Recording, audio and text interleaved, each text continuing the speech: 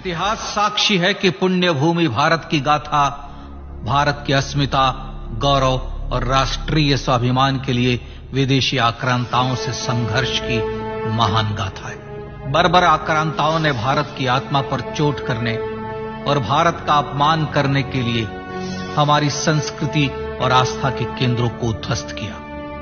सोमनाथ, काशी, मथुरा और अयोध्या के मंदिरों का तोड़ा जाना आज भी भारत की स्मृतियों में जीवित है। सन 1528 में अयोध्या में भगवान श्री राम के मंदिर का मुगल आक्रांता बाबर द्वारा तोड़ा जाना ऐसी ही एक अक्षम्य घटना थी जिसने सीधे भारत के सम्मान और आत्मा पर चोट की। कारण साफ था, अयोध्या के श्री राम के मंदिर पर आक्रमण भारत की आत्मा पर आक्रमण था। जहां हर भारतीय के रोम रोम में राम बसते हैं, वह भारत यह अपमान कैसे सहता। राम मंदिर पर आक्रमण भारत को आहत कर गया था। विदेशी हमलावर अपनी बर्बरता दिखाते गए और भारत अपने आत्म गौरव को फिर से पाने के लिए संघर्ष करता रहा। भारत रामलला के जन्म स्थान पर बाबर के नाम पर बने एक ढांचे को देखता और उसे हटाने का संकल्प लेकर शक्ति संजोया करता। हिंदू समाज आत्मसम्मान के रण में डटा रहा और लगातार हमलावरों द्वारा बनाए गए बाबरी ढांचे को हटाने के लिए लड़ता रहा। सरयू कई बार रक्त से लाल हुई। कभी स्थानीय शासकों ने तो कभी साधु संतों और राम भक्तों ने राम जन्मभूमि की मुक्ति के लिए अपने प्राणों की आहुति दी। 15 अगस्त 1947 को देश की आजादी के साथ सैकड़ों सालों से चले आ रहे इस संघर्ष में नई ऊर्जा और एक नया मोड़ आया। अचानक 23 दिसंबर 1949 को बाबरी ढांचे में श्री राम लला प्रकट हुए। हजारों राम भक्त दर्शन के लिए उमड़ पड़े। तत्कालीन प्रधानमंत्री पंडित जवाहरलाल नेहरू ने उत्तर प्रदेश सरकार को श्री राम लला को विवादित ढांचे से हटाने का आदेश दिया। उत्तर प्रदेश सरकार ने अयोध्या के कलेक्टर को यह काम दिया और यह निर्देश भी कि जरूरत पड़ने पर वे बल का प्रयोग भी करें।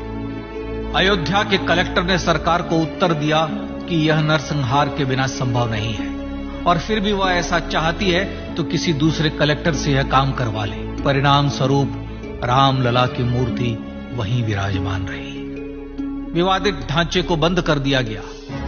केवल पुजारी को सेवा अर्चना के लिए भीतर जाने की अनुमति थी। फिर भी राम भक्त विवादित ढांचे के बाहर से प्रभु श्री राम की आराधना करते रहे। भारत के हिंदू समाज के लिए चुनौतियां और बढ़ गई। मामला अदालत में गया।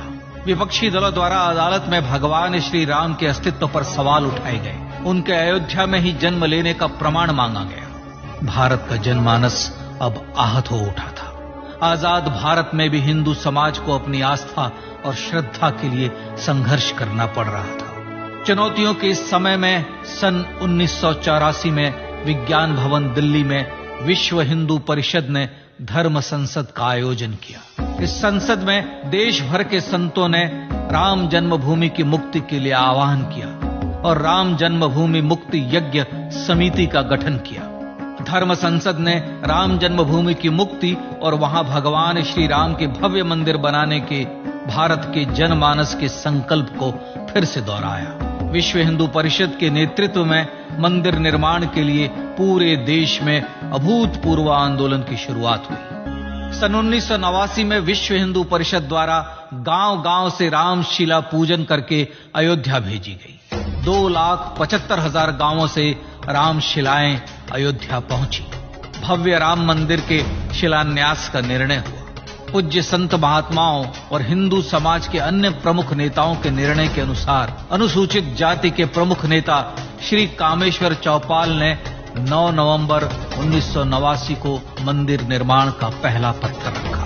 राम जन्मभूमि पर मंदिर निर्माण के लक्ष्य की पूर्ति के लिए सन 1990 में सोमनाथ से अयोध्या के लिए श्री लाल कृष्ण आडवाणी ने रथ यात्रा की शुरुआत की। देश में जन भावनाओं का ज्वार उमड़ने लगा। श्री लाल कृष्ण आडवाणी के रथ यात्रा के साथ साथ मंदिर के लिए जन समर्थन बढ़ने लगा और छद्म सेकुलरवाद बेनकाब होने लगा।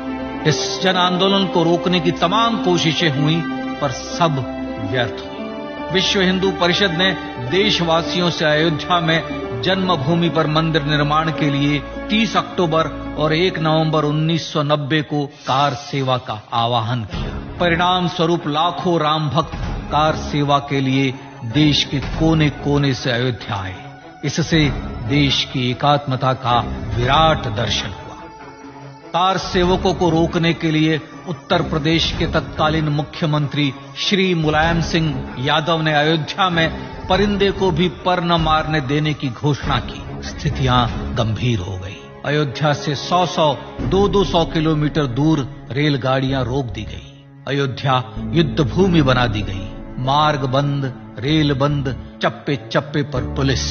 अयोध्या सैनिक छावनी में बदल गई। राम के गीत गाते, होठों पर हंसी और पांव में छाले लिए राम काज के लिए राम भक्त देश विदेश से अयोध्या पहुंच ही गए। कार सेवकों पर गोलियां चली। अनेक कार सेवक शहीद हुए। आजाद भारत में जन्मभूमि पर राम मंदिर के लिए कार सेवकों ने फिर एक बार अपना बलिदान दिया, पर कार सेवकों ने विवादित ढांचे पर भगवा ठहरा ही दिया और इस तरह कार सेवा सफल हुई। श्री राम जन्मभूमि आंदोलन ने भारत की सुप्त आत्मा को झकझोर कर जगा दिया था। विश्व हिंदू परिषद ने फिर एक बार 6 दिसंबर 1992 को कार सेवा का आह्वान किया। राम भक्तों को कार सेवा करने देने के लिए अदालत में प्रार्थना की गई, पर अदालत ने कोई निर्णय नहीं दिया। परिणाम स्वरूप बौद्ध, जैन, सिख, स्वामीनारायण संप्रदाय, गायत्री परिवार, हर पंथ मत विचार के हिंदू एकत्र हो गए। छूत अछूत का भेद मिटा, जाति की पहचान मिटी। हम सब हिंदू, हम सब सिंधु बन गए। राम सिंधु में ज्वार उठा और देखते ही देखते 6 दिसंबर 1992 को श्री राम जन्मभूमि से बाबरी ढांचा सदा के लिए हट गया।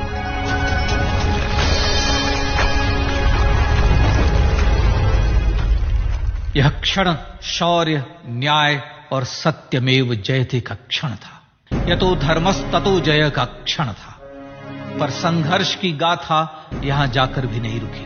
छद्म सेकुलरवादियों द्वारा भारत और भगवान श्री राम के इतिहास को झुठलाने के लिए अदालतों में चुनौतियों का सिलसिला चलता रहा, जो 1950 से चल रहा था। पर सत्य को तो जीतना ही था। आखिरकार देश के सर्वोच्च न्यायालय के 5 जजों की खंडपीठ ने 9 नवंबर 2019 को ऐतिहासिक निर्णय दिया और यह कहा कि अयोध्या जन्मभूमि परिसर की पूरी 67 एकड़ भूमि रामलला की, और न्यायालय ने भारत सरकार को जन्मभूमि पर मंदिर बनाने के लिए एक ट्रस्ट बनाने का आदेश दिया। सर्वोच्च न्यायालय के आदेश के अनुसार भारत सरकार ने 5 फरवरी 2020 को श्री राम जन्मभूमि तीर्थ क्षेत्र नाम के ट्रस्ट का गठन किया और राम जन्मभूमि न्यास की भूमि जो सरकार द्वारा अधिग्रहित की गई थी, उसे ही नवनिर्मित न्यास को वापस दे दिया गया। 5 अगस्त 2020 को भारत के प्रधानमंत्री श्री नरेंद्र मोदी ने श्री राम जन्मभूमि तीर्थ क्षेत्र के अध्यक्ष पूज्य महंत नृत्य गोपाल दास, राष्ट्रीय स्वयंसेवक संघ के पूज्य सरसंघ चालक डॉक्टर मोहन भागवत एवं उत्तर प्रदेश के मुख्यमंत्री श्री योगी आदित्यनाथ की उपस्थिति में श्री राम जन्मभूमि पर भगवान श्री राम के भव्य मंदिर के लिए भूमि पूजन कर निर्माण कार्य का शुभारंभ किया। इस तरह लगभग 500 वर्षों से राम जन्मभूमि की मुक्ति के संघर्ष का पटाक्षेप हुआ। अपने आत्मसम्मान और राष्ट्रीय अस्मिता के लिए इतना लंबा संघर्ष विश्व के इतिहास में बेजोड़ है। श्री राम भारत की आत्मा, भारत की परिभाषा, हमारे राष्ट्रीय आदर्शों और जीवन मूल्यों के प्रतिनिधि मर्यादा पुरुषोत्तम हैं, जो हर हिंदू के होठों पर जन्म से मृत्यु तक रहे। बस यही हर हृदय में प्रार्थना होती है। राम भारतीय राष्ट्रीय स्वाभिमान और आसेतु हिमालय से समुद्र पर्यंत तक जन जन को एकात्मता के बंधन में बांधने वाले रक्षा सूत्र है।